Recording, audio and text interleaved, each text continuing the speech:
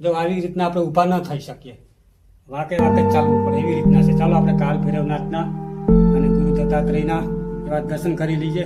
એટલા માટે જ અને આખું ગિરનાર કહેવામાં આવે છે. આ ગુફા છે, બહુ ગહેરી ગુફા છે. આપણી પાસે લાઇટ કે એલઈડી એવું કાંઈ છે નહીં, તો તમે અંદરથી અને છેટેથી જો આ ગુફા છે એક. જો આ પાણી કઈ રીતના ટપક્યા કરે છે, જો છે જો આ પાણી તમને નજરે ચડતું હોય છે. મિત્રો એક કમેન્ટ કરીને જણાવજો ક્યાંથી તમે અમારો વિડીયો જોઈ રહ્યા છો, અમને સારું લાગશે. અને જોઈ શકો છો તમે આ, અને જય ભોલેનાથ મહાદેવ કમેન્ટમાં લખી દેજો. જોઈ લો પાણી તમે આ ઉપર કોઈ પાણીનો એવો સ્ત્રોત પણ નથી, છતાં પણ પાણી ટપક્યા કરે છે, તમે જોઈ શકો છો.